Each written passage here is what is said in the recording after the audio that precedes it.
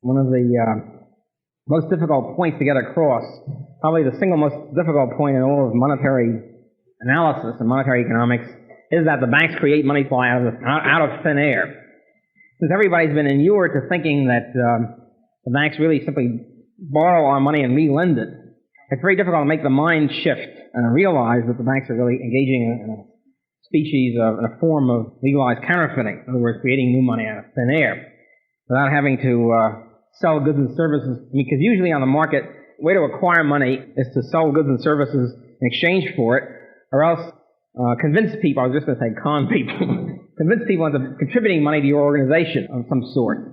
In other words, either donation or purchasing of goods and services. Also on the market, the only other way to get money is to dig it out of the ground, or to dig the gold out of the ground, which is also, of course, a hassle. Another way, of course, of getting money, getting income, acquiring money, is the governmental way of stealing it, in other words, through taxation. Well, unfortunately, we won't get a chance to analyze taxation in depth in these lectures. This is not part of basic economics. Basic economics really covering the market and interferences, various forms of interferences in it, rather than complete aberrations like taxation. Another way of acquiring money is to print it or create it out of thin air by some kind of prestidigitation. The major single lesson of the analysis of banking is this is what the banks do, this is what the commercial banks do. This is what so-called, it's known euphemistically as fractional reserve banking. Certain coin collectors sell coins to people and keep them for their clients as a service, and then lend the money out or don't keep them or don't have really the money there. This is a form of fractional reserve banking. Creating fictitious claims, or another way of putting it is a form of embezzlement. I use a harsher, but I still think accurate term. Because it's really equivalent to the old movies of the 30s. The old movies of the 30s, when you have a typical bank manager, and the bank manager is abscond with some of the funds, but not to abscond permanently. He has a great tip on a race, a sure bet on the Sixth Aqueduct or whatever. He's going to take this money, even though it's not his money, he's going to invest it in the tip, and it's a sure win, and then he'll be able to put the money back and pocket the interest, or pocket the gain, before the bank examiner comes. And usually what happens is, of course, the bank examiner shows up unexpectedly early in a nice court and goes to jail. But the point is, even if that doesn't happen, he's still a crook. It doesn't make any difference whether he's caught. Crookery is objective rather than a function of whether he's caught or not. In the case of the bank, is you have a very similar situation. The bank feels, usually correctly, of course, that they're able to issue one form or another of uncovered bank notes or uncovered bank deposits, or, looking another way, fake warehouse receipts. They'll issue them because they know darn well, through experience on the market, through statistical experience or whatever, that not everybody's going to call for it, but people trust this bank and they think their money is there, and so they're able to get away with it for some time. My contention, however, is that it's really a form of embezzlement, this issue of uncovered banknotes or fake warehouse receipts. Because usually if you have a warehouse receipt, there's supposed to be something behind it. If you have a certificate saying that we will redeem your 10,000 bushels of wheat at any time you ask for it, there's supposed to be 10,000 bushels of wheat there. It's not supposed to be a hot air kind of receipt. But this is what the banks do. There's this division of opinion within the sound money movement, I'm going to put it that way, about fractional reserve banking. Some of us think that fractional reserve banking should be illegal as being fraudulent, on the same basis as any other sort of fraud or embezzlement. Others believe that this is not fraud or embezzlement and it should not be illegal. They should be able to do this until the actual bankruptcy appears, until, in other words, the people claim their money and don't find it. I'm in the pro-fraud camp. In other words, the camp that says that this is fraud and should be outlawed. Even if we assume this is legal, which of course it has been for many years, several centuries, even if we assume that fractional reserve banking is legal, even allowing this, there is in the market certain severe checks, certain severe limitations on the degree to which the banks can expand money out of the thin air.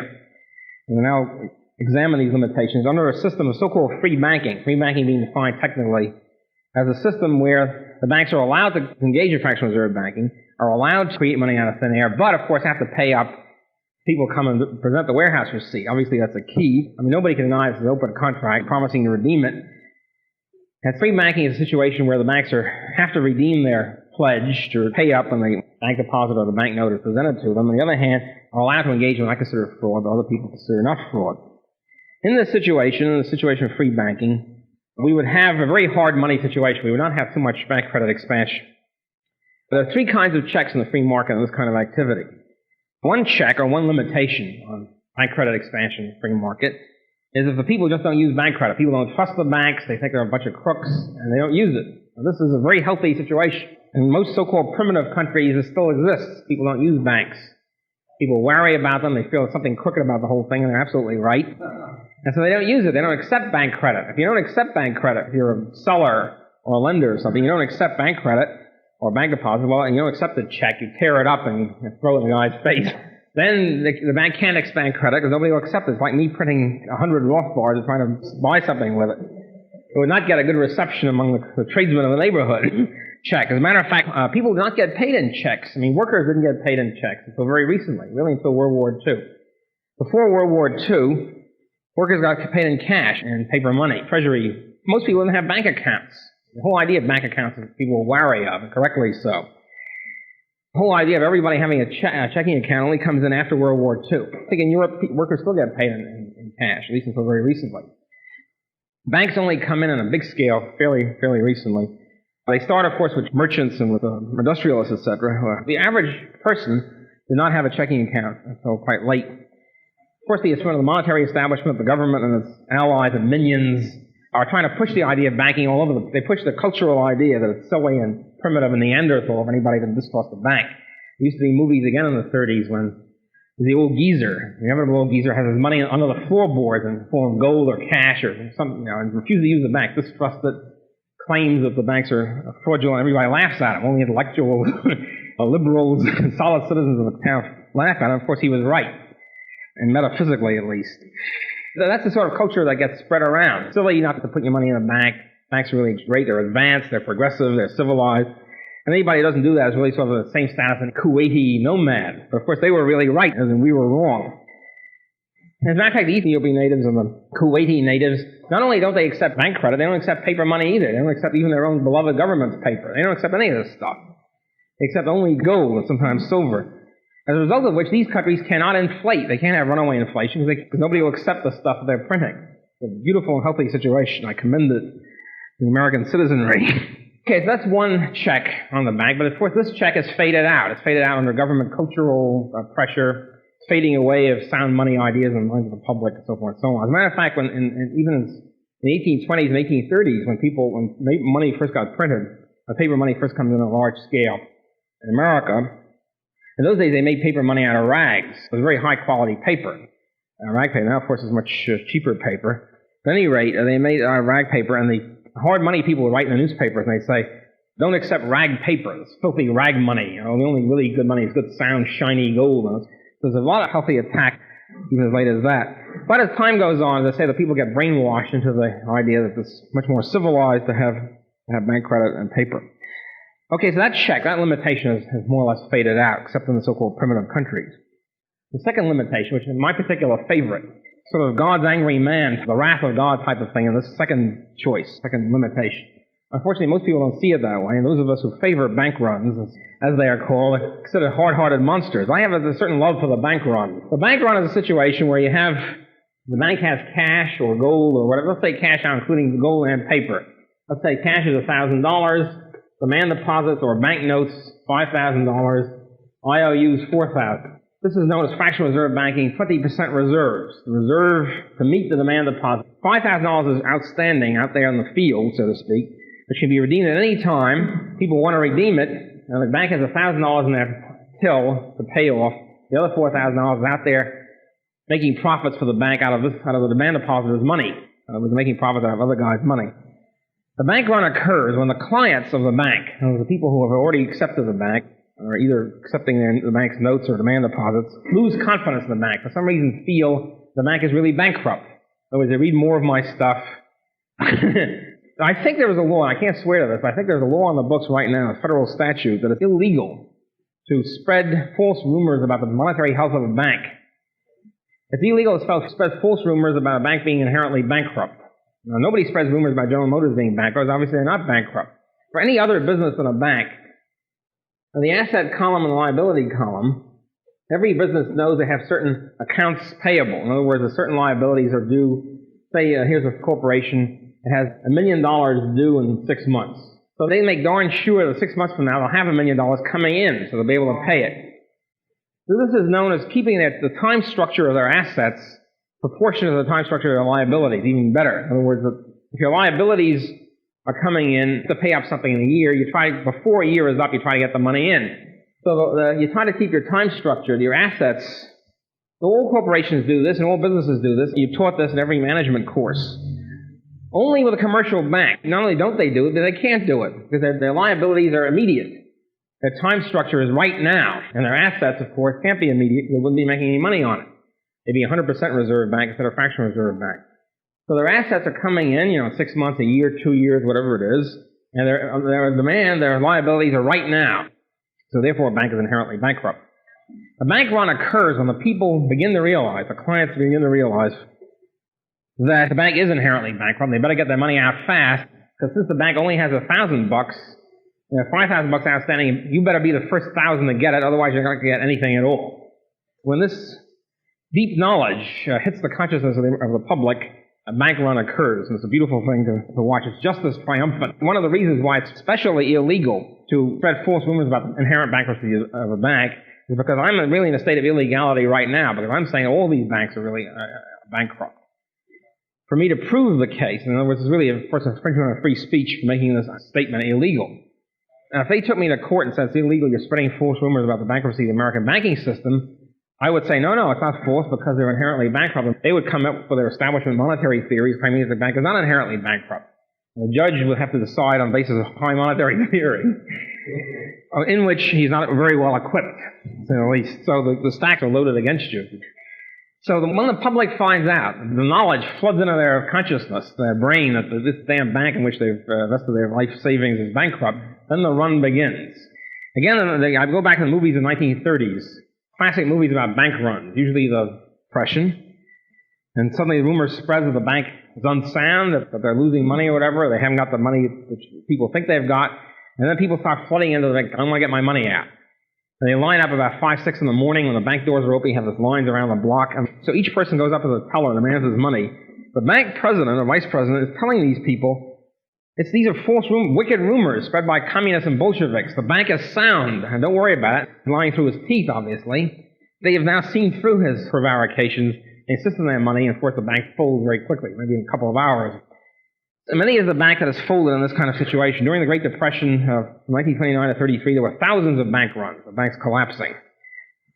This, of course, is a beautiful check, a beautiful limitation, free market limitation on bank credit expansion, because the banks know down deep in their heart, if the ratio gets too low, people like myself will start spreading rumors, other people will start believing it, and they'll start calling for their money, and the whole tissue of cards will collapse, because it has to collapse. Once people realize what's going on, it's got to collapse, because they ain't got no money. In American economic history, even among American economic historians, there's a great myth of so-called wildcat banking. We hear that before 1913 or before 1865, banking was free in the United States and was wildcat. It was runaway inflation. It was chaotic. Total chaos prevailed. Well, it's not quite true. On the other hand, the defenders of wildcat banking claim it was really great because inflation is important for economic development. That's even less true.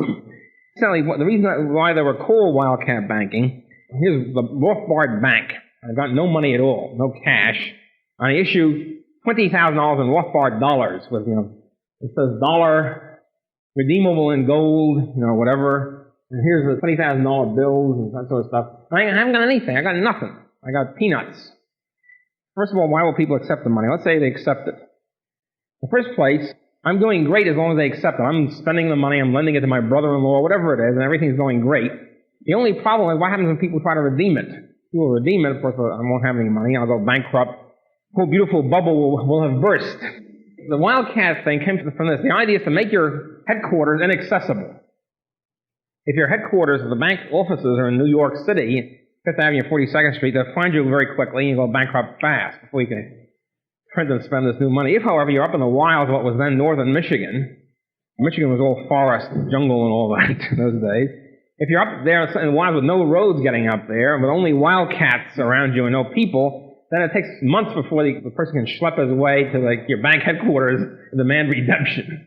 That's why they were called wildcat banks. These guys would establish themselves off in the woods and it would take days of backpacking to get there. So that was unfortunate. I think all these banks were fraudulent. But there was still a market check on them for this reason. First place, nobody really accepted. I established a Rothbard bank up in northern Michigan. The sophisticated people in New York and Philadelphia, etc., wouldn't accept it. Or they accepted a very huge discount. In other words, one Rothbard dollar or the Rothbard Bank of Michigan would go for 10 cents in New York. They would depreciate very rapidly, and all banks and all large merchants had weekly tables which would come out listing the bank discount rate on the market. Rothbard Bank would keep depreciating very rapidly and finally go out of existence. So there was a market check in that sense. Secondly, they would circulate really at par right around northern Michigan, right around wildcat country. As soon as you get a little bit further from that, they would depreciate. So there was sort of a natural check even there on the wildcat activities. The other big thing is this: the reason why there was wildcat banking to the extent there was, it wasn't because of free banking. It was because every time the banks got into trouble, every single time in American history, the banks got into trouble on any kind of large scale, the government stepped in, state and federal government stepped in, and allowed them to continue operations without paying up. In other words, when a bank run occurs, and people call upon, all right, pay up banks, the government steps in and says, you don't have to pay up. This used to be called suspension of specie payments, which is a very highfalutin name for allowing for a monstrous situation where you're allowing the bank not to pay up. At the same time, the bank continues operations, continues printing new money, continues being able to force their own debtors, the guys who borrow money from the banks. They're still forced to pay money to the banks. So the banks themselves are now exempt from any payment. They're completely cut off from the legal contractual obligation to redeem their money.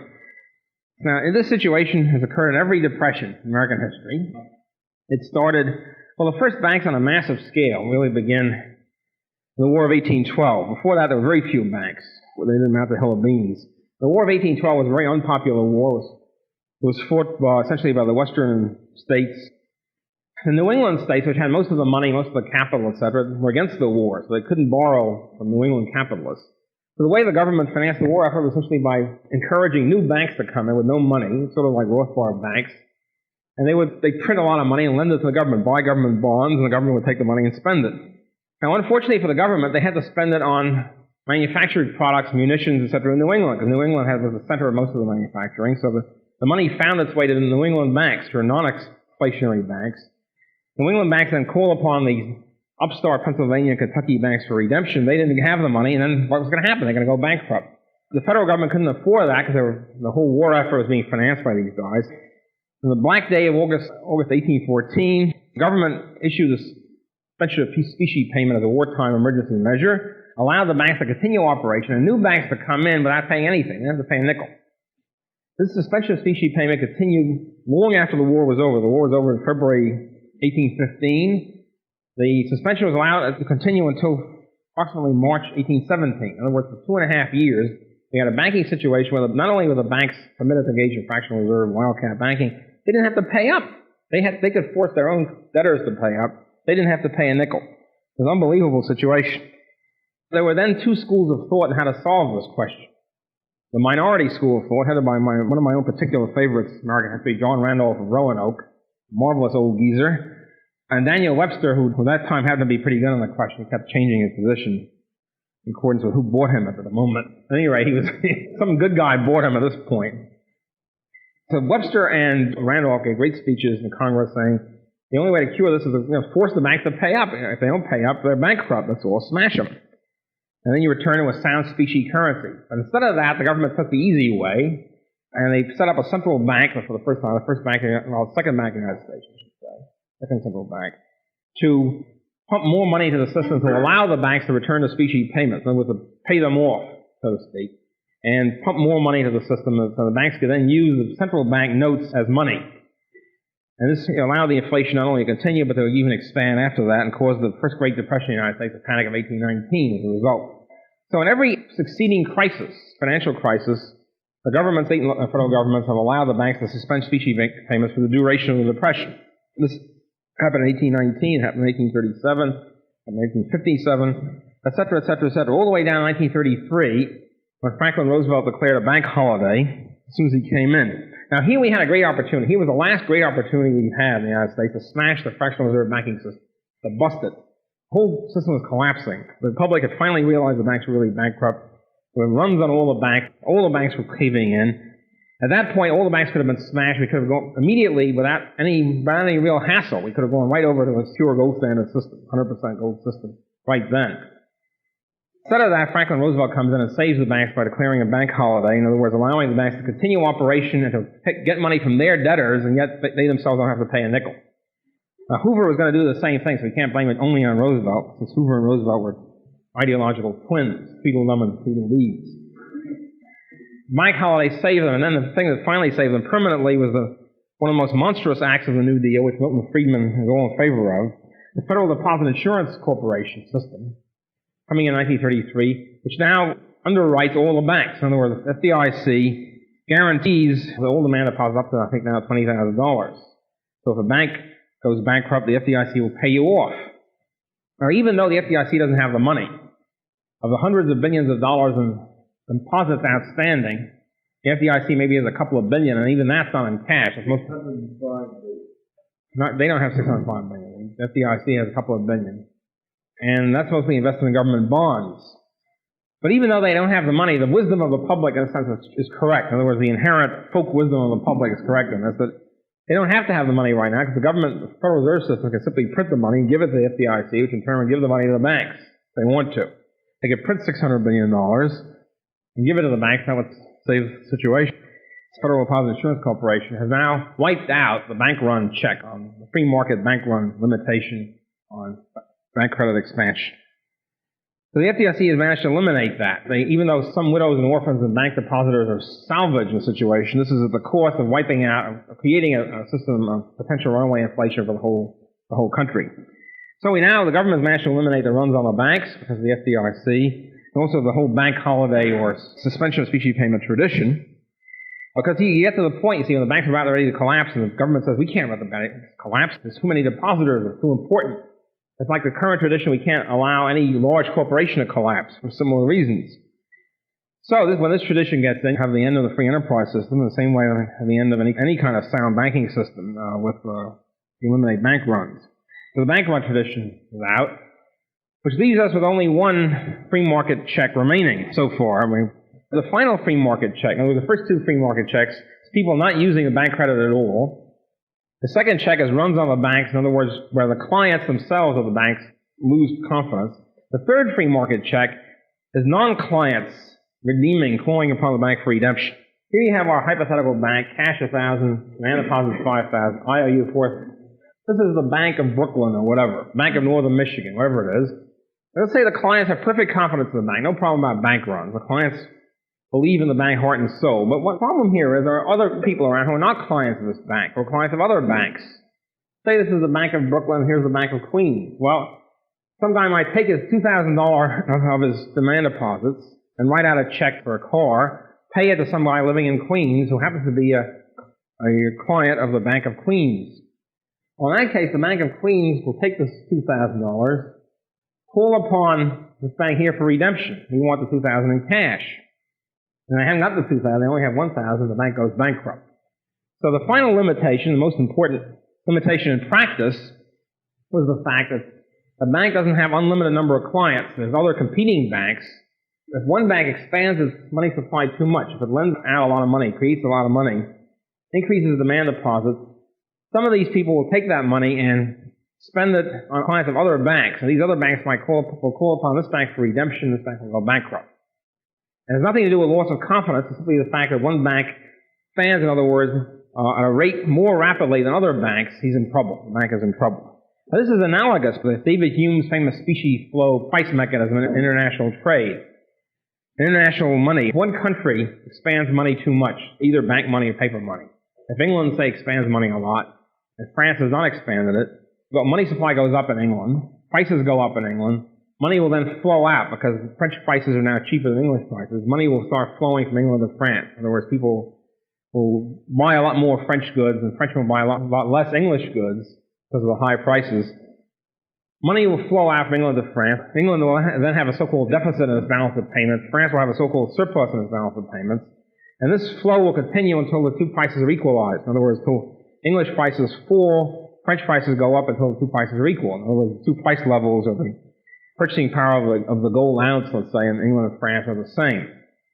So in other words, the check in international trade on any one country's inflation, the big check, is that gold will have to flow out of the banks to the other country, and then the banks have to contract. In other words, if you're building, you have a pyramid. The base of the pyramid is gold. On top of that is, say, paper money of the treasury. On top of that is bank credit, or bank deposits. As you expand more, as banks expand more and more, or as the government expands more and more, the top of the pyramid keeps going up, prices go up, and then the bottom of the pyramid starts declining as gold flows out, and so the ratio of unsoundness keeps increasing. In other words, 20% will go down to 10%. Those demand deposits go up while cash reserves keep going down. The banks will finally have to stop this, otherwise they go bankrupt, and they contract, and then the whole thing is solved again.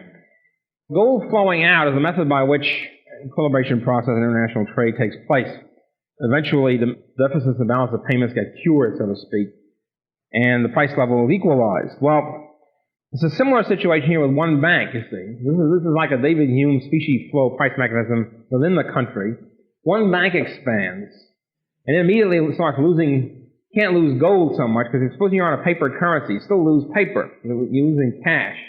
This bank will start losing cash because its clients will take this new money and spend it on other clients of other banks. And as that happens, the other banks will call upon this bank for redemption. This bank goes bankrupt.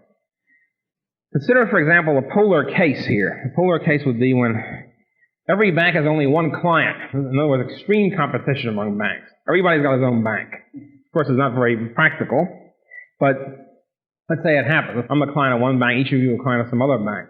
With each bank having only one client, no bank could really expand at all, because as soon as I spent any money at all, the other guy would immediately call upon my bank for redemption. This bank expands its credit, say to $4,000. I take this $5,000 check. As soon as I spend it, somebody will call upon my bank for redemption. And that's true, there could be a cartel of banks. The banks would all get together and agree to accept each other's notes and not call upon each other. That could happen, but it's a flimsy reed for bank credit expansion to continue for any length of time. So what about this check? Well, this check, this limitation, having a lot of non-clients. Well, first place, this doesn't exist, of course, if you have only one bank. If we had only one bank in the whole country, or better still, one bank in the whole world. Every bank, every local bank on the corner was a branch of the Bank of the World, let's say. Then, of course, the bank could expand forever. I mean, it could immediately multiply 5 to 1, 10 to 1, 20 to 1. And as long as there are no bank runs, which we have ruled out, the bank could just expand merrily forever because no other bank will call upon it for redemption. There's just one monopoly bank. So the more competition there is between banks, the better off we are in this situation. There's more of a check on bank credit expansion. Knowing this, realizing this, the bankers themselves have gotten together, knowing also the cartels in the free market don't work too well anyway, have gotten together and put over upon us, just as big business put over upon us government regulation in the guise of being anti-monopolistic, but actually in order to impose monopoly and cartelization in the country. So in the same way, the banks got together and imposed upon us the great progressive tradition or innovation of central banking, which has enabled us to arrive at a situation where the central bank can eliminate any bank calling upon each other for redemption by getting every bank to expand together, uniformly and smoothly together, supplying reserves and supplying cash so that no bank will get into trouble, and everybody can sort of gently and smoothly toward runaway inflation. Just as the regulatory commissions, the ICC and the antitrust laws and all that were put in order to impose monopolization or cartelization under the guise of being anti-monopolistic, and the great con job of being anti-monopolistic, to sell it to the public. So in a similar way, central banks were sold to the public in the guise of restraining bank inflation. We need central banks, the story was, in order to restrict bank credit, to keep these vicious, private, greedy, small banks from inflating the currency. Therefore, we need a wise governor out there, the central bank, to stop it. So that was the way central banking is sold to the public. And actual fact was the other way around. They put in central banking in order to permit inflation. You know what even they call in their own private writings, elasticity of the money supply. For the Federal Reserve System, for example, the money supply was not elastic enough. Elastic is a fancy word meaning it wasn't inflated enough. During the Depression, there was no way to start pumping money in quickly. The Federal Reserve Bank could do that. Central bank started with the Bank of England, one of the great rackets of all time, the Bank of England, but therefore became immediately hallowed in English tradition as almost equivalent of the Queen and the flag. The Bank of England started in the late 1690s, but we started pretty late in monetary history, when a Scottish crook named William Patterson, a promoter with no money and that sort of stuff, comes to the king. The king's always in need of money, right? The people don't like to be taxed. Those days, they had a lower boiling point on the tax question than we do now. And so the king was very wary about imposing taxes. And here's the Scottish crook, William Patterson, comes to the king and he says, look, here's the way to do it. let me set up this bank, called the Bank of England, make it a central bank. I haven't got any money, but I'll print banknotes, Bank of England notes, and you will accept it. I will give it to the king in exchange for government bonds. The king will write IOUs. See, then king, you can take the money and spend it. You can spend it on missiles or whatever the 17th century equivalent was, palaces, and stuff like that. But the king says it's a great idea. It's a great way to get money. As long as the public will be conned to accepting Bank of England notes, why not? Great new step forward. Because it didn't look like paper money, because the banks sounded more respectable. Banks, after all, were around a lot earlier than paper money. And this looked like a pretty respectable thing. It looks like a banknote and all that sort of stuff. The public had been inured to it. The king gave the Bank of England all his business, deposited all of his funds with the bank. Let's say the Bank of England starts off with no money, which is not so far wrong. The bank, quote, buys, unquote, government bonds. The king issues a whole bunch of government bonds. No trick to issuing government. Anybody can issue bonds. It's Rothbard bonds. The king issues government bonds. The bank, quote, buys it, unquote. Let's say £10,000 worth. So now the Bank of England has £10,000 of government bonds in its assets, its vaults, in return for which the Bank of England graciously gives to the king $10,000 of new paper money printed by the Bank of England. Now we have $10,000, and we have banknotes, which is the equivalent of demand deposits. The king goes out and spends it. This is new money. I mean, this is money created out of thin air again. So let's assume that both the king and William Paterson started with no money at all. And both of them looking for some fancy way to get some money. They cook up this scheme. The king gives William Paterson his bonds. William Paterson prints new banknotes. The king goes out and spends it. And there's inflation, it's inflationary, and the king uses a method of taxation and so forth. All the evils of inflation then follow. The point I'm trying to make here is, of course, that the central bank, this has always been what the central bank is doing, and this con job is still continuing. As a matter of fact, and one more thing the king did for the Bank of England. The king gave to the Bank of England a monopoly of all banknotes within a certain area of London, something like a 15-mile radius or something of London, which means that in the real area where all the trade and finance goes on, only the Bank of England could print banknotes. This is the key to the Bank of England's power and central banking control, because this meant that for Lloyd's Bank, Barclays Bank, or whatever other bank, to no longer issue banknotes, at least near London. They could, let's say, issue deposits, but in order then for the customers want cash, they're not allowed to give them cash. They're not allowed to print banknotes. They have to go to the Bank of England to get the banknotes, and this gives the Bank of England its hold on the other banks. We'll see how that works in a minute. So this starts a great central banking tradition. One of the real tragedies is that during the 19th century, when English classical liberalism was triumphant in England, and laissez-faire was coming in, and even hard money theory was coming in, even Ricardo was pretty good on the money question. Never really leveled the lance, never really smashed the Bank of England, never really didn't have the guts or didn't want to break the tradition and all that. Refused to really do what the Maoists call carrying the thing through to its completion. Refused to really smash the Bank of England. Left it as a great symbol of national unity, whatever nonsense. The point is they kept the Bank of England intact, which is, of course, disastrous. The United States had our first, Alexander Hamilton, who, this is, of course, extremely tangential. Alexander Hamilton, I consider the Mephistophelian figure in American history, the evil genius in American history, put through the first bank in the United States, plus a lot of other things, the tariff and paper money and God knows what else, public debt, federal taxes and the whole business, and the Constitution itself, as a matter of fact. The General Welfare Clause and the whole business go on and on about Alexander Hamilton. Anyway, first bank in the United States comes in. That's the first central bank. But when the Jeffersonians come in, after all, the Jeffersonians were pledged to eliminate the Bank of the United States, and they did so. It was eliminated in the Jefferson administration. Then, however, we get into the War of 1812, which the Achilles heel in the Jeffersonian program, because as the Jeffersonians were marching on the road to liberty, they suddenly detour on the war, and of course all the federalist stuff, all the statist collectivist stuff comes back in. And part of the thing that comes back in is the second bank in the United States. It takes then Andrew Jackson a huge amount of turmoil to get rid of it, and Jackson finally does get rid of it as part of his program, by the way, to get rid of all fractional-reserve banking. Jackson, and particularly Jacksonian theoreticians, were brilliant monetary theorists. They knew exactly what the banks were about, and they were out to smash them.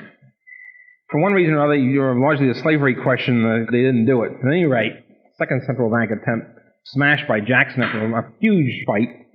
Then during the Civil War, the Republican program Civil War, Republicans used the Civil War as a method by which to put in the Hamiltonian program. And part of that program was taxing the state banknotes out of existence. What they essentially did was they put a prohibitory tax on all state banknotes. In other words, all banknotes chartered by the states, which meant that only nationally chartered banks could now issue paper money, which was a very small number of banks. So that was the road to perdition. And then the Federal Reserve System was finally put in from 1913. With the Federal Reserve System, we now are caught up with other countries. We now have this beloved central banking system, which we were told by the entire establishment would eliminate inflation, depression, stabilize the price level, etc. And of course, as Friedman was pointing out in his historical book, the fluctuations, the inflations, the depression have been much worse since the Federal Reserve System came in than they were before. There's no question about that. But during the 1920s, it was supposed to be the new era, where no more depression, there weren't going to be any more depressions anymore. They all said this in the 1920s. Because the Federal Reserve banks are out there stabilizing everything and wisely planning the system, then of course comes a big collapse. And you don't hear any more of those people for quite a while. So we now have the central bank working and manipulating so as to eliminate these individual checks from one bank on another. And that means that the only check left, there are no more free market checks or free market limitations on bank credit expansion. The only limitation now is the Federal Reserve System itself and its wisdom. In other words, legal or administrative regulations. Which means we have to put all of our trust in the government itself, which is, of course, something which I'm not very eager to do. Well, here's the mechanism by which the control comes about currently. This is the Federal Reserve System. Cash is now, or reserves are now only, of course, paper, so the gold standard has been abolished in 1933. We now have two sets of banks, basically. There's the commercial bank, so its assets and liabilities column, and then underneath it we should have the Federal Reserve banks with their assets and liabilities column. The Federal Reserve banks are bankers' banks. In other words, Federal Reserve banks are compulsory banks for the commercial bank. Every commercial bank, first of all, every nationally chartered commercial bank, every state bank, I think over a certain amount, has to be a member of the Federal Reserve System. They don't mind that. I mean, the banks love the Federal Reserve System. It's a sweet compulsion, so to speak. As a matter of fact, the banks put in the Federal Reserve System. These are large banks. Well, and then the other key thing is the Federal Reserve System the Federal Reserve banks now have a monopoly on all paper money. In other words, whereas before 1913, Chase National Bank and National City Bank issued their own banknotes. If you wanted cash, if you had a checking account in Chase Bank then, you want cash for some reason, you want to pay people in cash, you could go to the Chase Bank and get the Chase Bank banknotes, dollar bills with a Chase Bank stamp on it. Chase Bank insignia, etc. And most people didn't care whether they had Chase Bank notes or federal paper. In 1913, this was made illegal. The only institution that can supply paper and money to anybody is the Federal Reserve Bank itself. So that means when somebody wants to cash in their banknotes, demand deposits, a checking account is the only liabilities left since banknotes have been prohibited. The bank has to go to the Federal Reserve Bank to buy banknotes, basically. This becomes the key to the Federal Reserve control. One, that the banks have to join up, of course, in the Federal Reserve System. But two, even more so, that since they can't issue banknotes on their own hook, they have to go to the Federal Reserve Bank to get banknotes, to buy banknotes by drawing down their own deposits. So what we have is we have people, individual people in the public, with demand deposit checking accounts of the bank. I want to leave aside savings accounts as being a complication we can't go into here. Well, then there's IOUs, and then there's cash, which now is not so much paper money, but demand deposits by the bank at the Federal Reserve Bank. Think of the Federal Reserve Bank as a banker's bank, as a bank which only commercial banks can have their accounts in. So we have reserves, which are demand deposits at the Federal Reserve Bank. The bank itself, commercial bank, Chase Manhattan Bank has very little cash on hand, just enough to pay out, hour to hour stuff. There are deposits at the Federal Reserve Bank. There are claims on cash. If they have, in other words, let's say the bank has $1 million reserves at the Federal Reserve Bank. This means that the bank, if it wanted to, the Chase Bank, they could go to the Federal Reserve Bank and get $1 million worth of cash of paper money if they wanted to. So basically, the money is in the reserve account. And then there's IOUs and demand deposits. Let's say for 20% again. The Chase Bank has reserves of $1 million. Demand deposits will then be $5 million, and IOUs will be $4 million. So we have the Chase Bank, multiply the money supply by fivefold. Cash or demand on cash of $1 million issues $4 million worth of IOUs, lends out $4 million, has $5 million then outstanding, which means it has pyramided the money supply by 5 to 1 on its own hook. Time you look at the balance sheet of the bank on the paper, because they have to have quarterly or something balance sheets. See what the reserves are, or the cash or reserves in relation to the demand deposits, and also time deposits, and you see this story. fractional reserve banking has worked.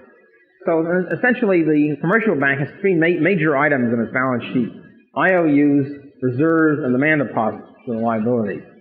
The Federal Reserve Bank has demand deposits owed to the banks.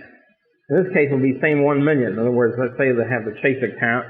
These two will be equal. In other words, the reserve account of the commercial bank will be exactly equal to the demand deposit liability account of the Federal Reserve Bank. It's the same thing. It's the checking account which the banks have at the Federal Reserve Bank.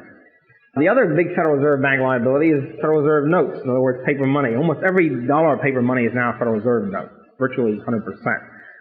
Now, this is an interesting thing. This means that Federal Reserve notes are, of course, legal tender, and we have to accept them by law for payment of debts in dollars. They have a monopoly on the name dollar, so to speak. The Federal Reserve Bank, of course, is a very interesting situation. The Federal Reserve Bank is the only institution in the country which every time it creates a new liability, a new debt, so to speak, it prints new money. In other words, it adds to its own money supply at the same time it creates debt. We can't do that, of course. When we issue a debt notice, we issue an IOU, we borrow money or something, we don't print new money at the same time along with it, but the Federal Reserve does.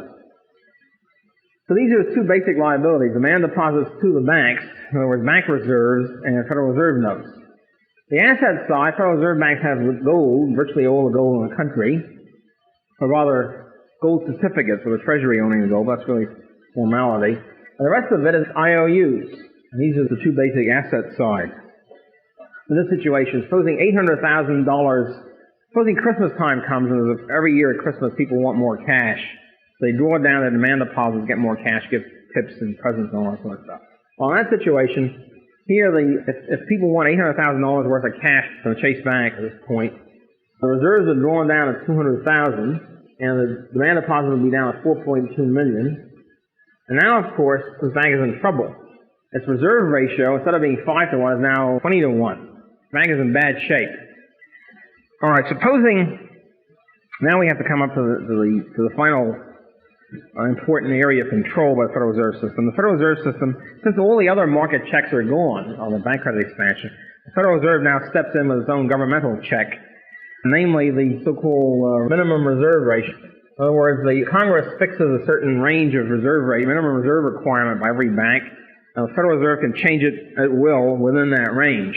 In other words, this is the same thing as the maximum ratio of deposits to reserves. Minimum ratio of reserves to deposit, maximum ratio of deposit to reserve. In this situation here, if the Chase Bank has reserves of $1 million, and if, say, the maximum ratio is 5 to 1, in other words, if the minimum reserve ratio is 20%, and therefore the maximum deposit ratio is 5 to 1, then it cannot have more than $5 million on a $1 million base. It's prevented by law, by administrative requirement, from expanding the money supply beyond that amount, beyond this 5 to 1. See, now that its trouble becomes even deeper if we look at it. People demand cash. If reserves go down to $200 million, it still has, however, demand deposits of $4.2 million, which is 20 to 1. But if the reserve ratio remains at 5 to 1, this bank is bankrupt. This bank has had it. We have the Federal Reserve controlling the banking system by the minimum reserve ratio, or maximum deposit ratio. During the Great Depression, the phenomenon of excess reserves came up, which meant that banks were so afraid, because industries are going bankrupt all over the place, firms are going bankrupt. Banks were so afraid to expand, they didn't even expand whatever, they didn't perform the legalized counterfeiting they could perform. And they allowed the reserves to pile up. Because they were scared, they were afraid if they lend the money out, the firm would go bankrupt. If they bought bonds, the bonds would become worthless. So then they really go bankrupt. The reserves pile up. And of course, the Hoover administration, the Roosevelt administration, bitterly attacked the banks for somehow selling out, for treason, for not lending out money. Banks love to lend out money. The point was that there was a bad depression situation. It was obviously, in this rather unique situation, they pile up excess reserves. They were bitterly attacked for it. But barring that, this happens very rarely. Most banks are, quote, fully loaned up, unquote. In other words, they will create new money up to the limit that they're legally allowed to. This is generally the situation, aside from deep depression. One method of control, if the Federal Reserve System wants to, say, pump more money into the system, they want to create more inflation, which they almost always do, one way they could do is to lower the reserve requirement from, say, 20% to 18%. This would allow the banks, using the same amount of reserves, to create new money on top of it. That's one way. Or if they wanted to if they wanted to have deflation, restrict the amount of inflation, they could increase the reserve requirement and force the banks to contract or not expand more. Now, they used to use this weapon fairly frequently, and with great enthusiasm and verve. What happened was, however, the famous debacle of 1937, when the Federal Reserve System was worried about inflation. As a matter of fact, we had during the 30s something which has not been recognized, really, the phenomenon of inflationary recession. We had a recession, deep depression, lots of unemployment, yet we had an inflationary boom going on from 1933 to 37. It was a weird situation, the first time officially it had happened. As a result of that, the Federal Reserve System got scared and suddenly doubled reserve requirements. And nowadays it would be unheard of. It's like as bizarre as free market and post office, something like that. Unheard of situation. They just doubled, I think, from 10% to 20%, just like that. And of course the banks went back and they had to contract their loan very, very fast, because most banks were fairly well fully loaned up, not completely, but they were in a bad state of shortage of reserves, which meant they had to contract very quickly, sell their bonds, call in their loans, et cetera, and this precipitated a big depression of 38. After that, the Federal Reserve System has been too scared to use this instrument with any kind of enthusiasm. And nowadays, they change the minimum reserve requirements to very, very teeny steps, almost ludicrous degrees, like 1/4 of 1%. Sort of like a psychological thing more than anything else. If the Federal Reserve wants to announce to the world they really want to check inflation, they raise the reserve requirement by 1/4 of 1%. It's really, boy, it's really terrific. I much rather see them double the reserve requirement. And then I figure they're serious. So really, this instrument has fallen into disuse. It's sort of like, I suppose they consider it overkill. You know, it's like atom bombing some trouble area in the ghetto or something like that. It's overkill. So they don't use it. As a result, this weapon has sort of fallen into disuse. All right. I'd like to try to explain, it's going to be difficult, how the banks right now specifically ban bank credit, even though many of them don't think they do. It's pretty clear to see how it happens. If we had one monopoly bank, supposing there was only one commercial bank in the country, the Bank of the United States, a private commercial bank, and all other banks in the country were branches of this bank. It's certainly theoretically possible, even though it's obviously not going to happen. Okay, in this situation, and the Federal Reserve Bank imposes a 20%, let's say, reserve requirement on it.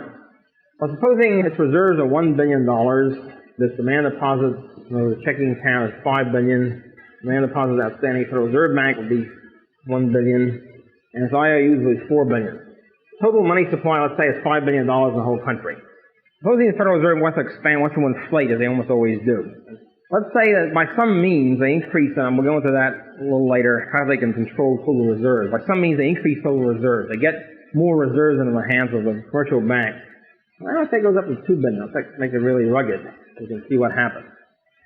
Take the unusual hypothesis, the Federal Reserve prints more money out, prints cash, and gives it to the Bank of the United States. $1 billion more in unmarked bills through Herbert Kalmbach or somebody dead of night. they get $1 billion. What are they going to do with it? Boy, oh boy, it's a bonanza. The official reserve requirement's only 20%. They now have 40%. What they do is they simply go out and they create more demand deposits. They go out and they say, hey, they go to General Motors, they go to John Blow store, they say, wouldn't you like some more loans? They give you a really cheap credit because now they can create more money again. They're no longer fully loaned up, and they say, hey, that's terrific, only 4% instead of 8%, great. And whatever, and they now shovel out, they increase demand deposits to $10 billion out of thin air, create new money out of thin air, new fraudulent demand deposits, warehouse receipts, and now have $8 billion in IOUs. And everything is hunky-dory. They're now fully loaned up. This is an immediate situation. Actually, this would be, in a sense, this would be a healthier situation than there is now, because it's easy to understand. Even the bankers themselves couldn't con themselves into believing they weren't really creating new money. It's pretty obvious what they were doing. They got $1 billion more new reserves, they pump in $4 billion more loans, and they get $5 billion more in demand deposits. The current situation, however, when you have competing banks, more cloudy, more complicated, and every banker can con himself into thinking he's not really expanding money supply. He's really only borrowing money from one set of people and lending it out to another set. It works something like this. Where you have a bunch of banks, A, B, C, D, that are all fully loaned up, competing banks, and supposing here's Bank A has reserves of, let's say reserves of $1 billion, demand deposits $5 billion. Some way, the Federal Reserve goes in the dead of night, gives a new $1 billion bag to Bank A, and they have $1 billion more new reserves. It's now up to $2 billion. They now have $2 billion, let's say plus $1 billion. $1 billion more in reserves. Say they give a demand deposit, they give Kalmbach or whoever $1 billion on a deposit, and they now have $1 billion new reserves, only $1 billion new demand deposits, because they can now expand by 4 to 1. Now Bank A can't do that exactly all at once. They can't just create $4 billion new or more demand deposits and lend it out to General Motors or John Blow. So if they do that, Bank B or Bank C, etc., I mean, General Motors or John Blow will buy equipment or pay workers or something. They'll be clients of different banks, and they'll call upon Bank A for redemption. They'd be going bankrupt because if they print $4 billion more, in quotes, and they now have $5 billion of more demand deposits, what happens if banks B, C, and D call upon them for the $4 billion? They only have $1 billion. They will go bankrupt. So they can't do that. They can't expand, in other words, by the full $4 billion right away, or by the full $5 billion demand deposit. What they can do, let's assume is a 20% reserve requirement, instead of expanding by 5 to 1 right away, they expand by 80%. Instead of creating this bonanza of $5 billion and more demand deposits, they create $800 million. And now they have an increase of $1.8 billion demand deposits. IOUs are now plus $0.8 billion. And they're assuming now, the worst case, they're assuming that pretty soon, sure enough, $0.8 billion. $0.8 billion is going to be called upon there for redemption, 80%. Sure enough, it happens in a few weeks, or whatever. General Motors spends its money on equipment, and the equipment manufacturer happens to be a client of Bank B. They call upon Bank A for redeeming the $800 million. They have the $800 million. They have enough because they have new reserves of $1 billion.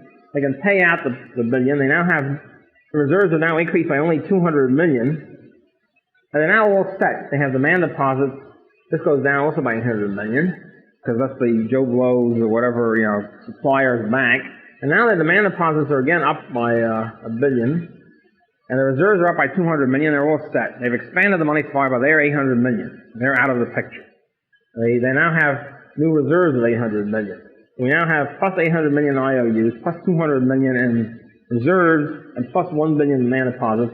Bank A is out of the picture. However, what it has done is that it has contributed $800 million in more reserves, which will now go into Bank B's pocket. Bank B now has cash of $800 million, has reserves of the Federal Reserve System of $800 million. In other words, its reserves are now going up by $800 million. And its demand deposit, the supplier of General Motors has a demand deposit checking account of $800 million. So it's plus $800 million now, and plus $800 million demand deposits. What we have here, notice what's happened. Bank A started as plus $1 billion reserves, plus $1 billion demand deposit. It winds up with plus $1 billion demand deposits, plus $200 million reserves, and the other $800 million reserves has been spread out. It's spread the reserves, it's shifted the reserves to another bank. Okay, the same thing happens to the other bank, except with 80% of the previous one, 20% less now. It lends out $640 million. In other words, it can create not 5 times as much money, but 80% more money than it has. Yet it cons itself into thinking it's only lending out 80% of the money it took in. Except the point is the money it took in is pyramiding on top of the other money. It's really increasing its money by 80%. This is a situation now of 100% reserve banking, at least for the new money, and now it lends out 80%. It lends out $640 to John Smith, grocer, and now has an IOU of $640. This increases demand deposits from $800 to $1,440 million. $640 million has been created out of thin air. It now has an IOU of $640, which it charges interest. $640, however, as soon as it gets shifted around to somebody else, let's say the guy who produces the counters, cash registers, say, for Joe Smith's grocery store, he's, let's say, a client of Bank C. Of course, he could be a client of Bank A. That's even better for the bank. Bank C calls upon Bank B for the $640 million. Bank B pays up and has the money because it's only expanded by 80%. So he's been prudent enough to expand the money supply by only 80%. Reserves are now going up by 160. Demand deposits are going up by 800. And Bank B is out of the picture with, and now Bank C again has 640 new reserves, and it increases some more by 80% of that, which is something like 512 or something, and et cetera, et cetera.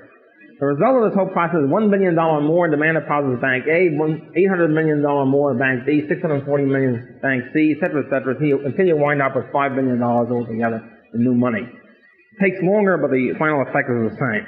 Because due to the reserve system, the fact that all these banks as members of the Federal Reserve System are all regulated by it, we have a system whereby competing banks don't really mean anything anymore. It could just as well be one bank. It'd be even better because then we could see clearly that the bank is expanding the money supply out of thin air. This process is so arcane, it's so confusing, that even the bankers themselves often don't know what they're doing. And when I first studied economics, my first class in economics in college, the professor said the bankers know less about money than anybody else in the system, in the economy. I thought he was crazy at the time, and I now see that he was really right. Either that, of course, or they're totally evil. This arcane process, you can work it out yourselves in a diagram, how this thing works. The final result is this 5 to 1. Total demand deposits are going up by $5 billion, reserves are going up by $1 billion. So therefore, the key, since the reserve requirement thing isn't changing anymore, the key to Federal Reserve control of the banks is controlling total reserves, this item here, total reserves of the bank. The Federal Reserve can manipulate total reserves. If total reserves go up by $1 billion, demand deposits, checking account goes up by $5 billion. The ratio right now ranges from 14 or something to 17%. For different classes of banks, it's something like 6 to 1, but the principle is the same.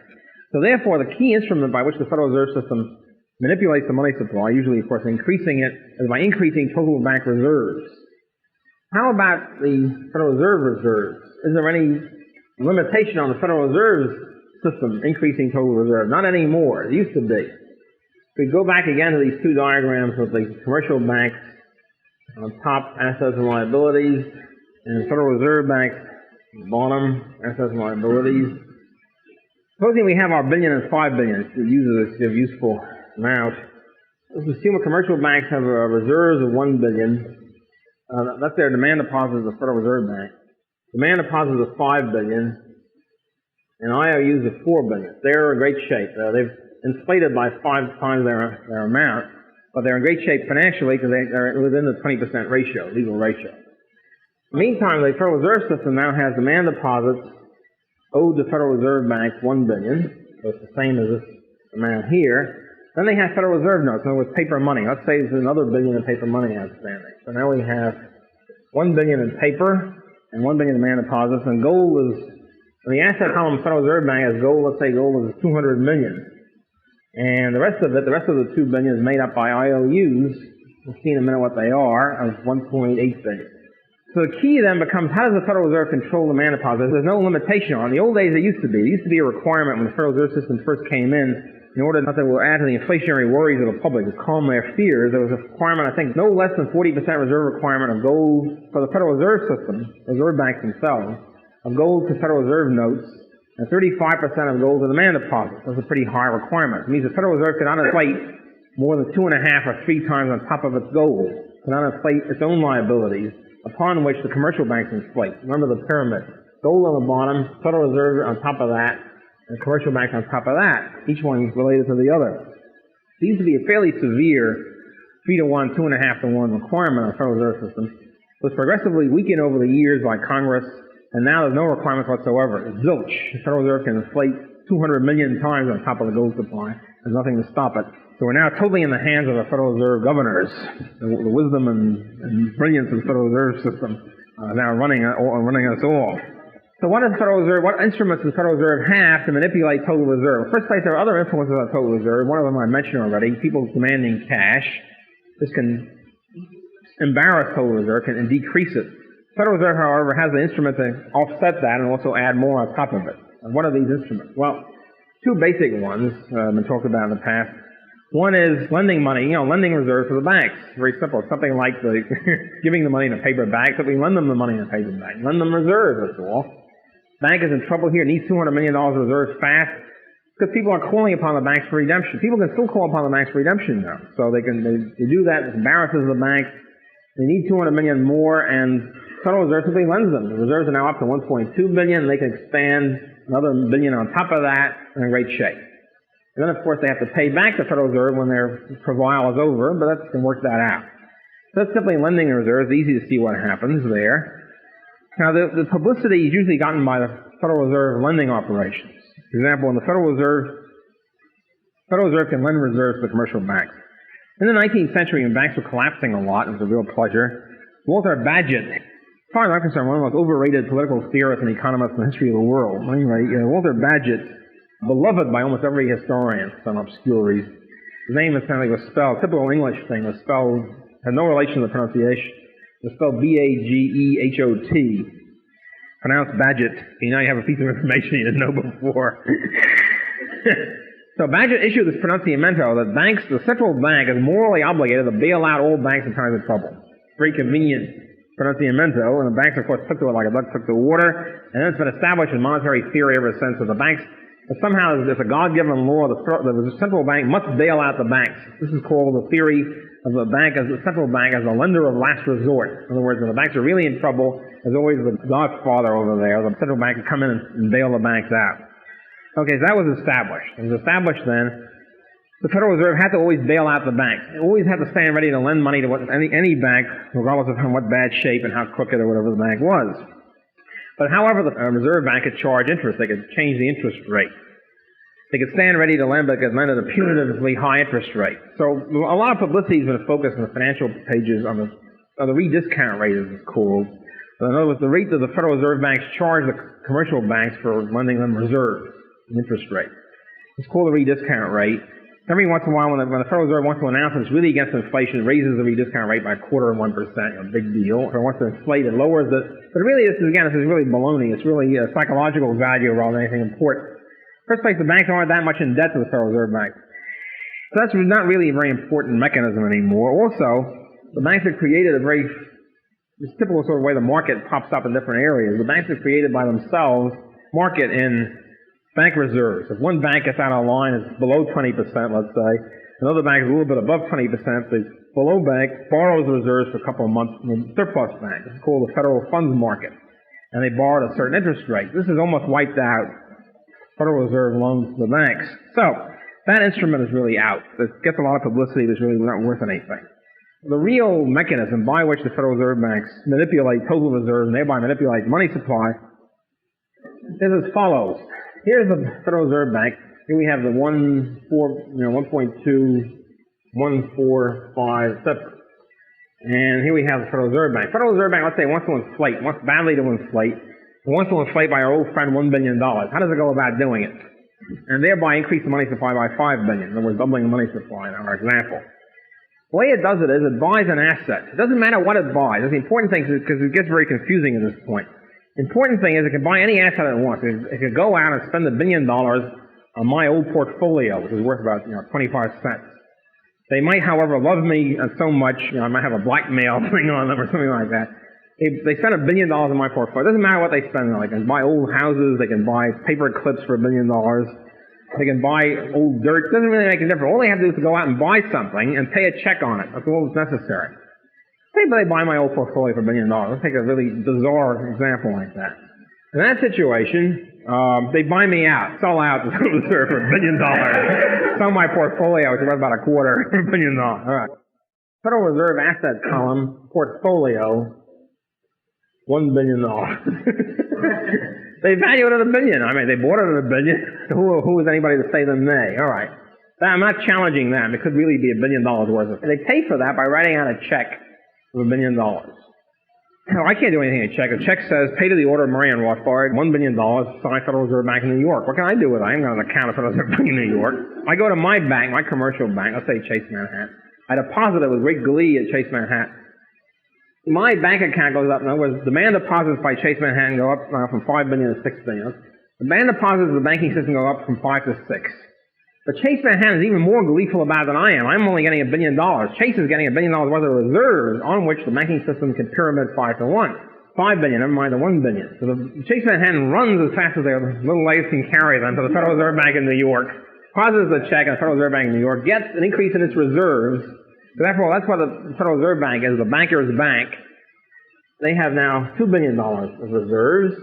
Demand deposits outstanding of the Federal Reserve Bank is now $2 billion. Notice it all balances. We now have the first set of balance here. We have a commercial bank, IOUs $4 billion, reserves $2 billion, demand deposits $6 billion. So that balances.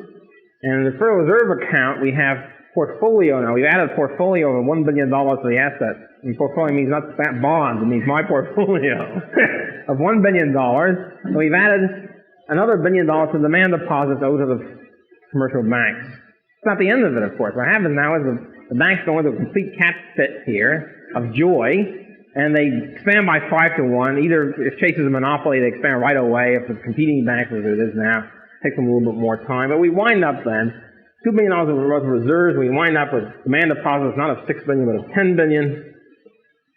And IOUs of $8 billion, and we now have expanded the money. So we've doubled the money supply from 5 to $10 billion. Just by the Federal Reserve Bank buying my old portfolio for $1 billion. As I say, it doesn't matter what they buy. What they buy is unimportant. The important thing is what they pay out. They pay out a check. And as soon as they pay out a check, this mechanism goes into effect of quintupling the money supply. In practice, of course, they don't buy my old portfolio. Too blatant. Too blatant. And they don't buy old houses and all that. What they buy is government bonds. U.S. government bonds. They buy old government bonds, even though now is a drive-on to allow them to buy new ones. They buy old government bonds. It's not important that they buy old government bonds. It's important for the bond market, but it's not that crucial. The crucial thing here is they buy $1 billion worth of government bonds. The bond dealers rush out, take the check, Federal Reserve Bank, deposit them in their commercial bank, Chase Bank, let's say. They get an increase in their demand deposits. Chase gets an increase in reserves, and they can now quintuple their money supply.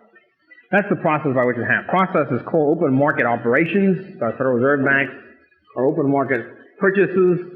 Usually the sales are very few and far between. Sales is when the Federal Reserve sells bonds. Then, of course, you have the reverse situation. When the Federal Reserve Bank disgorges some of these bonds, then people buy it. I write out a check. Let's say I buy a government bond of $1 billion. I write out a check on my bank. My bank loses reserves, and the banking system has to contract. That's the other side of the coin. It's called open market sales. So in other words, in practice, instead of this portfolio thing, the IOUs here, the $1.8 billion, are U.S. government securities. Over the years, of course, the Federal Reserve, which started with 0 government securities, now have billions and billions of them. I don't know what the figures are, but they're enormous, because every year they're piling on more. In other words, the way in which the federal government increases money supply year after year by approximately 10%, give or take a bit, is by the Federal Reserve banks going out in the open market and buying government bonds. Seemingly harmless operation, done continually with almost no publicity. Financial pages do not, publicize every time the Federal Reserve buys bonds. It's like a normal thing every day. And there's a Federal Open Market Committee which meets, I think, once a week and decides how much to buy and all that jazz. But the point is that the upshot of all this thing is this is the way in which money supply is regulated and inflated.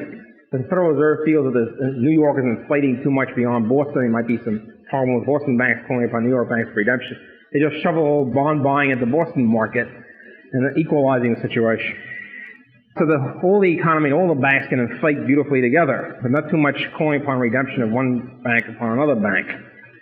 Because if everybody's inflating together, the amount that Chase calls upon National City for redemption will be more or less offset by the amount that National City calls on Chase for redemption.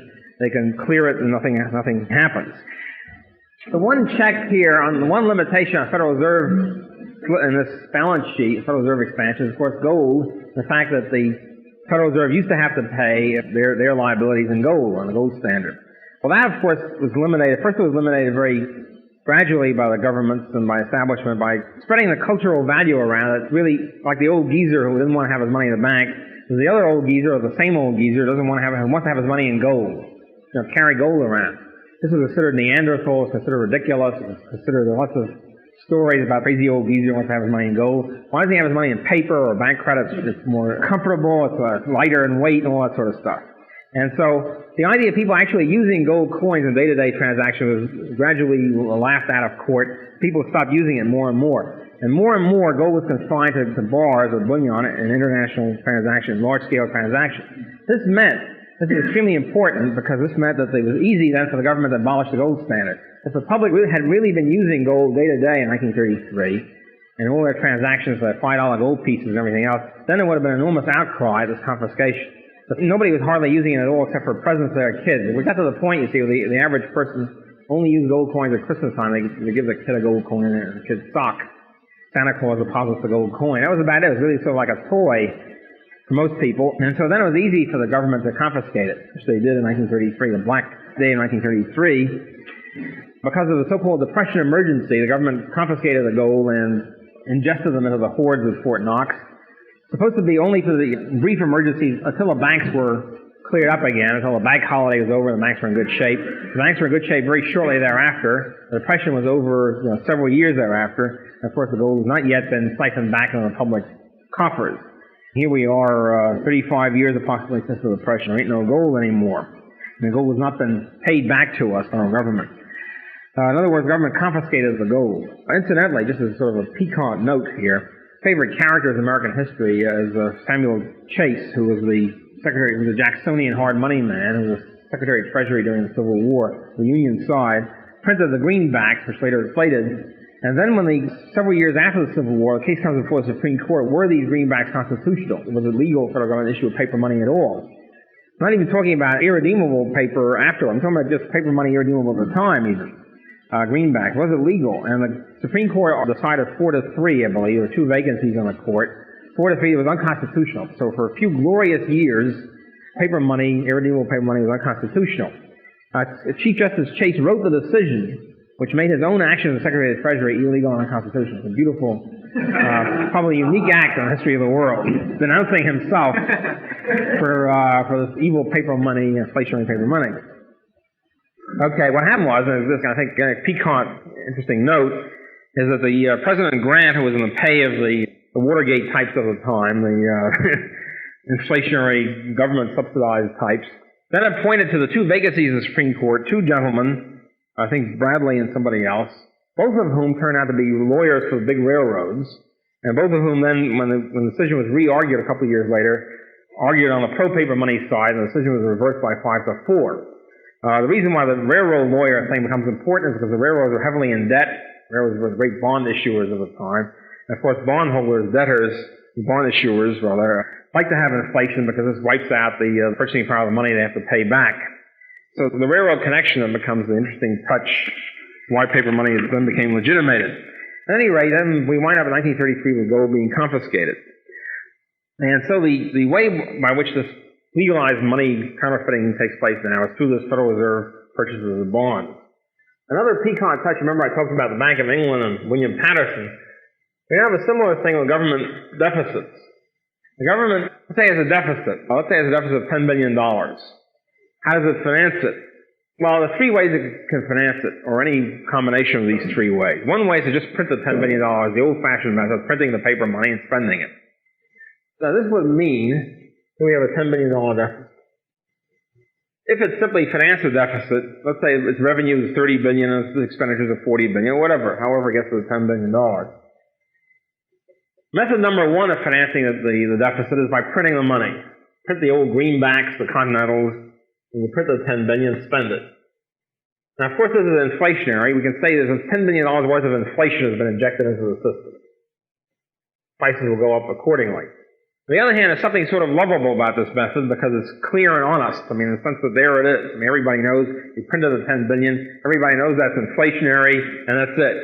Okay, that's one method. Second method, financing the deficit, is borrowing money from the public. In other words, the government issues bonds and sells it to you and I and Nelson Rockefeller, whoever else buys them. So, borrowing from the public. Now, this method of selling $10 billion worth of bonds to the public is not inflationary at all, because it doesn't increase the money supply at all. The first method increased the money supply by $10 billion, so that's inflation, that's bad. Second method is non-inflationary, because we reduce our bank deposits, you, I, and Nelson Rockefeller reduce our bank deposits by $10 billion, and the bank deposits get turned over to the Treasury Department, and the Treasury takes the money and spends it on missiles, paper clips, and other productive things. And that's it. The money circulates, and the resources get shifted from high-fi sets of paper clips and missiles, but it's not inflationary. It has other bad things wrong with it.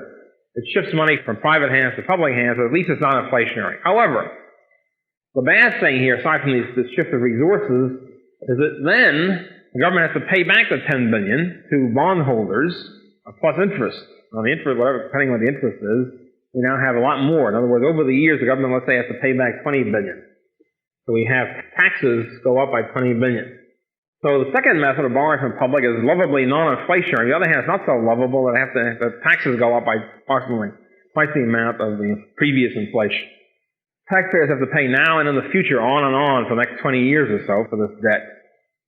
Now we have a third method, which is the method generally used and the method most sophisticated, most beloved by sophisticated establishment economics. That is, you finance the deficit by borrowing money from the banking system.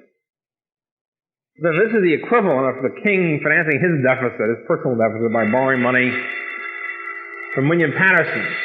Borrow money from the banking system. When you do that, you increase the money supply by $10 billion the same way, because what happens is, we now have, if you look at the banks, commercial banks, assets and liabilities, you now have demand deposits go up by $10 billion. In other words, the banks create $10 billion of new money, new demand deposits. They hand over to the government, Treasury Department, and it spends the money on paper clips, missiles, etc. In return for that, the banks get, the IOUs now, government bonds in short, $10 billion. So in other words, the money supply is going up by $10 billion through the issuance of more bank money. So we have inflation, $10 billion worth of inflation on method 3. However, In addition to the $10 billion worth of inflation which we suffer from printing press, the old-fashioned printing press method, we now have to pay the banks back, in quotes, to the tune of $20 billion. In other words, taxes go up by $20 billion in order to pay off the principal and the interest of the government bonds for the next 20 years. Method 3, which is the dominant method, of course, is the method in which we suffer the worst of both worlds. We both have inflation and increased taxes. So taxes go up, taxes increase by $20 billion. Now notice the sort of the moral situation here, or the moral dimension of this system. We, the taxpayer, we, the American taxpayer, are paying the banks both the principal and a hefty interest rate for the dubious service of inflating the money supply which they themselves benefit from. Look at from any ethical system or ethical principles as kind of a bizarre system. It's bad enough to have the banks inflating, it's even worse to have the taxpayer gratefully paying them back, in quotes. See, the whole concept of paying them back assumes that they save their own money up or they borrow money from other people, and you have the money, the capital saved up by the small savers over the country, and this is invested in government bonds as a commitment to pay them back. The banks, remember, created new money and then bought the bonds with the newly created checkbook money. All right, we're borrowing from the banking system. We're combining the worst of both methods. I say this is the dominant method. This is the modern, sophisticated equivalent of the king borrowing from William Patterson. And both are making this deal, and William Patterson is getting money, King is getting money, they both wind up with lots of money. It's the same way here with the government and the banks. You might ask the question, how do the banks get the $10 billion to buy the government bonds with? Because they're all previously fully loaned up. Well, the way they get it is the Federal Reserve banks help out by pumping $1 billion worth of reserves into the system. $2 billion, the ratio of 20%. Pumping in $2 billion, and thereby giving the banks the $10 billion to spend, so to speak, or enabling them to increase by $8 billion more. So we have reserves going up by $2 billion.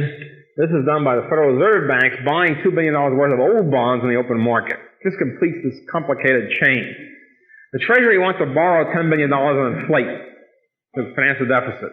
The Federal Reserve banks go into the open market, buy $2 billion worth of old government bonds, old existing government bonds, thereby increasingly paying out checks, $2 billion worth of checks which old bond dealers get, and the old bond dealers take this money and they deposit it in their banks get $2 billion worth of more reserves.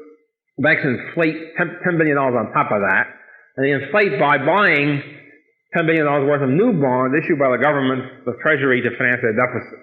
In this complicated process, we wind up with $10 billion worth of inflation and something like $20 billion worth of new taxes over the years.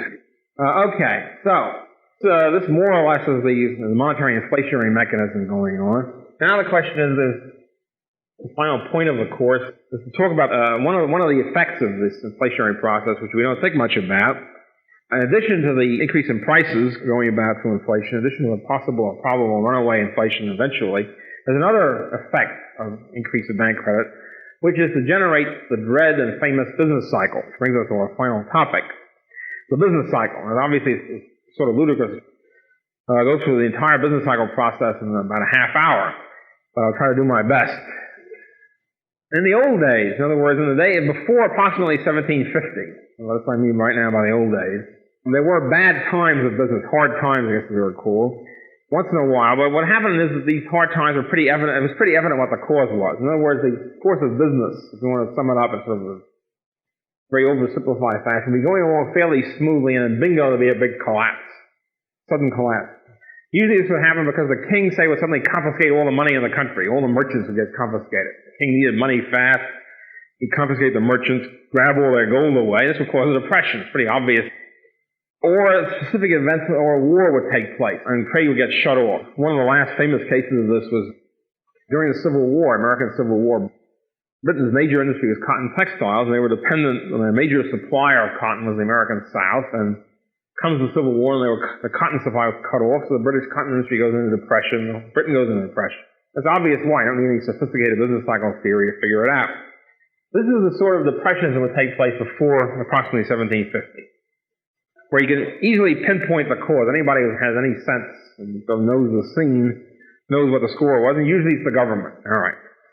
Then what happens is that approximately 1750, there occurs a phenomenon in the Western world and any sort of developed market economy, a dread phenomenon whereby you have a seemingly regular alternation of booms and busts, the so-called business cycle or trade cycle, where business will sort of go up and then collapse suddenly and then go up again and so forth and so on. You have some kind of a cycle, right, phenomenon. So as this became evident, economists began, of course, to try to explore it. As economists, as the profession of economics comes up, or as people think about economic problems, to try to figure out what the cause of this whole thing was. It's certainly not obvious. It shouldn't happen. If you look at it from the point of view of micro theory, everything should be sort of hunky-dory. The market's always clear. There's always full employment or tendency toward it. So what's the matter? What's this boom and bust business? As a matter of fact, Lord Keynes, in probably the worst chapter in that book, General Theory, wrote a historical chapter of about 5 pages or something. He said that for him, nobody ever thought about business cycles. The people we call the classical economists didn't even consider there was a problem. Didn't think there was such a thing as unemployment or crises or bankruptcies. And only he has come along and to give us a theory of unemployment and depression. Of course, this was not the case at all. The people, the economists, have been thinking about business cycles for many years, if not decades. Okay, so what's the cause of this? The first place the economists wanted mostly to investigate the crash. They weren't really concerned about the boom or why is there a crash? Why is there a sudden panic? Why is there this, on one day the stock market collapses and banks collapse? The so-called panic or the so-called crisis. This is the most ever dramatic and disturbing event. And for a while there, it so happened about every 10 years there was a big crisis. So there was a theory of periodicity where the idea was it was some kind of periodic cycles every 9.8 years, and some economists attributed the sunspots. There's a whole thing on that. This has fortunately been forgotten. So anyway, and it turned out it wasn't periodic, it wasn't 9.8 years, and that's what went down the drain. So what you have is a series of booms and busts which are not periodic, but keep going anyway, keep alternating. Now there have been 2 kinds of explanations of the cause of this business cycle. One is the dominant explanation now for many years is the idea that, the dominant type of explanation is that the cause is somehow deep within the Industrial Revolution. It all comes about because of the Industrial Revolution and the market economy. There's something within the processes of the industrial system that bring about a boom and bust cycle. And since most people don't like a boom and bust cycle and consider it evil, therefore there's something evil about the market or something evil about the industrial system. In one way or the other, the Keynesian system, the Marxian system, et cetera, all come under this rubric of blaming the Industrial Revolution or blaming the market, even if they don't have any specific causal explanation. They'll still say, well, it's something within the market or something in the Industrial Revolution.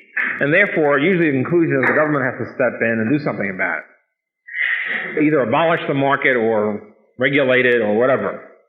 Another system, another group of theories of explaining the business cycle, which has been almost forgotten until fairly recently, which used to be dominant in the 19th century, which essentially says, no, it's not the free market, it's not the Industrial Revolution, which comes about around the mid-18th century. It's something else which came about in the mid-18th century, which is the real cause. It comes about, in other words, at the same time, approximately, the Industrial Revolution. That's the rise of commercial banking, the rise, in other words, of fractional-reserve banking. Now, this process, which is obviously not a market process, which intervenes in the market, either by the banks themselves or by the government or a combination, that this is the worm of the apple. That without the monetary intervention in the market, without the fractional reserve banking, we wouldn't have the boom and bust cycle. Now basically, as Ludwig von Mises, I think, was the first one to really point out, the David Hume specie flow price mechanism is really the first primitive business cycle model.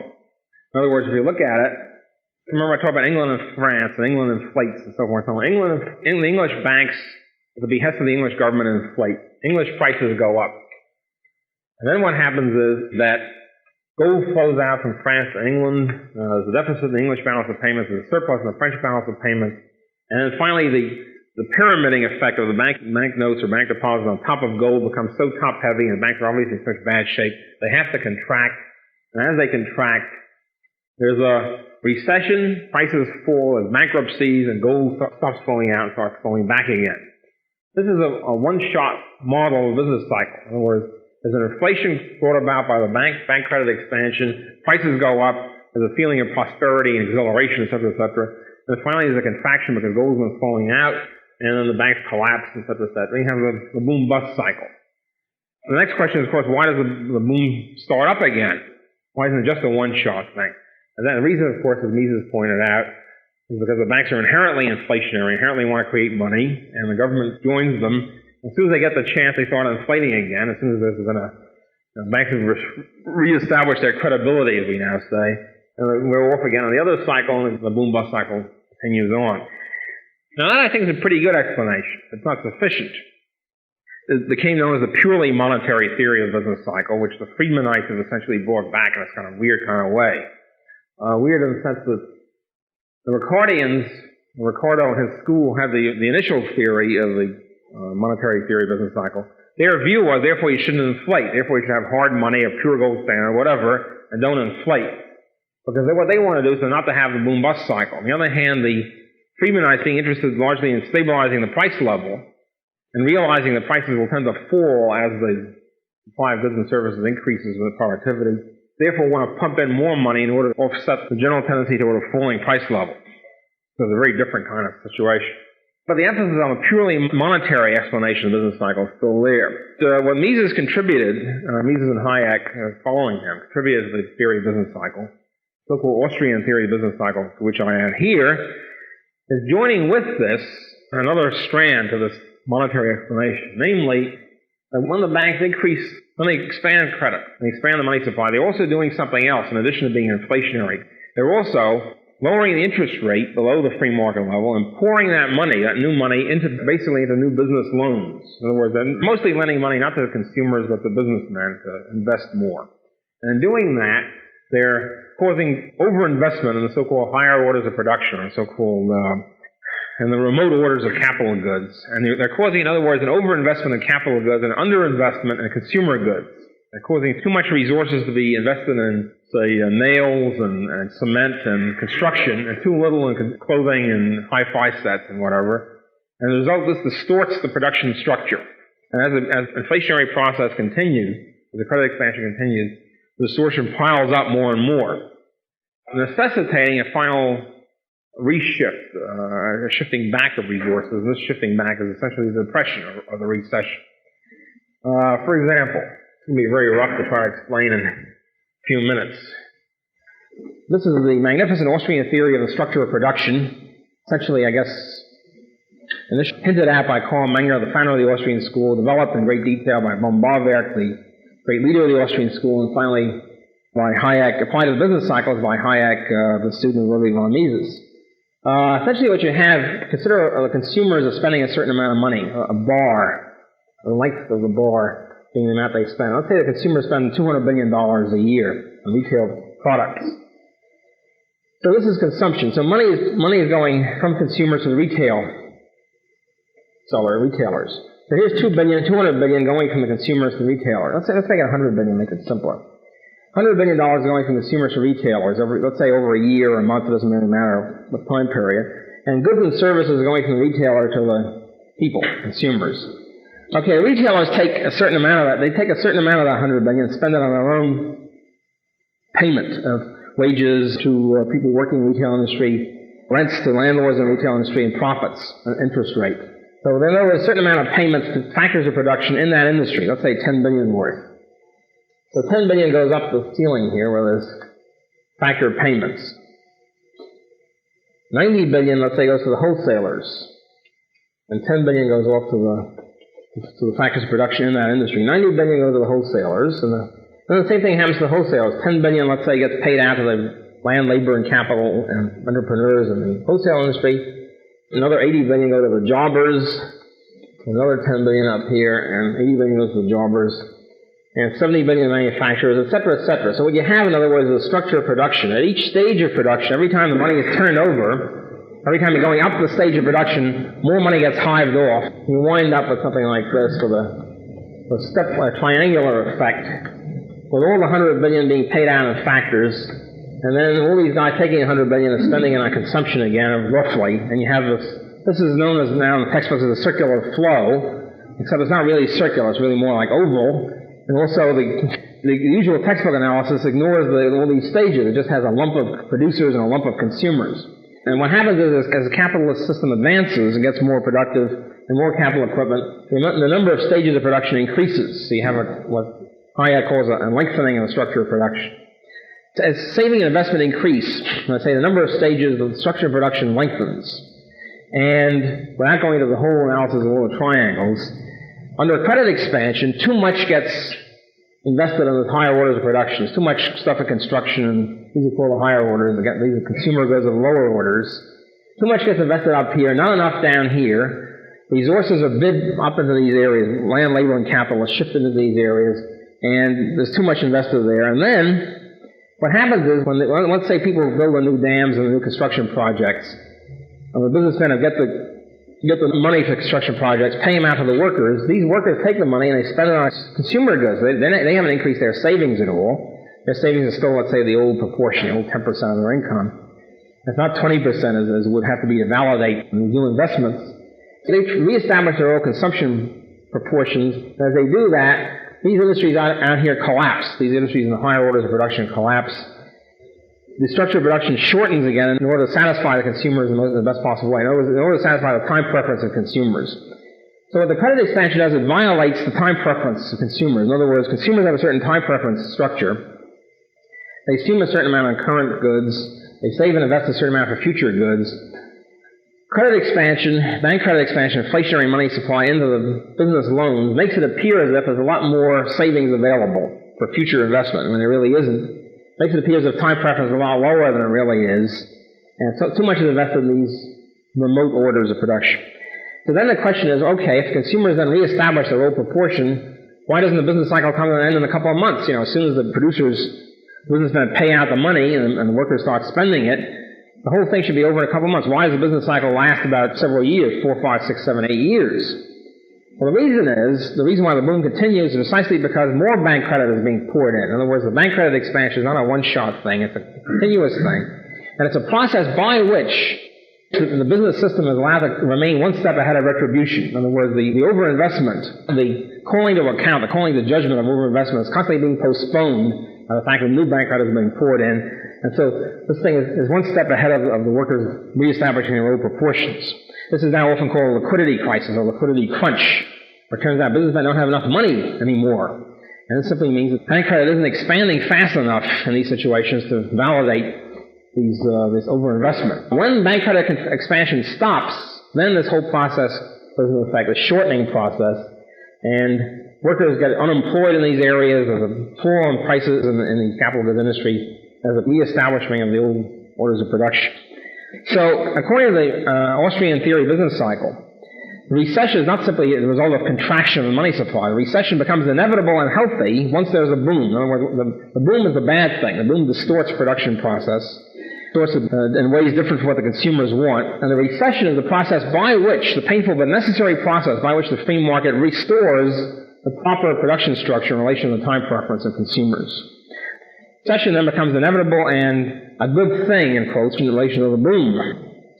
Therefore, the policy conclusion, of course, is the exact opposite of the current Keynesian and post-Keynesian policy conclusion. Keynesian policy conclusion is, for various reasons, we haven't got a chance to go into Keynesian theory, for various reasons it is, if there's a recession, pump more money in, put more spending in, inflate to cure it. The Austrian theory is that, first of all, if there's an inflation, stop inflating, stop increasing money supply, stop pouring more bank credit in, and then if there's a recession, don't do anything about it. Keep government's hands off, thus allowing the adjustment process to proceed as fast as possible and wipe this whole thing out, because the government interferes in the adjustment process by propping up wage rates or propping up lending money to unsound businesses, etc. All it does is it postpones the business cycle. It lengthens the depression, postpones the adjustment process, and keeps the economy in a state of sort of chronic depression as it did in the 1930s. The thing to do is to leave the process alone and let it adjust as fast as possible. Usually these recessions are very fast, even if they're very deep. For example, in 1921, there was a recession in response to the big post-war boom, 1914. And it was a very sharp recession. Prices fell about a third or 40% or something like that. But the whole recession was over in about 9 months. When the government leaves them alone, there's a free market attitude toward recessions, in other words. They're over very, very quickly. You can hardly know that they're there.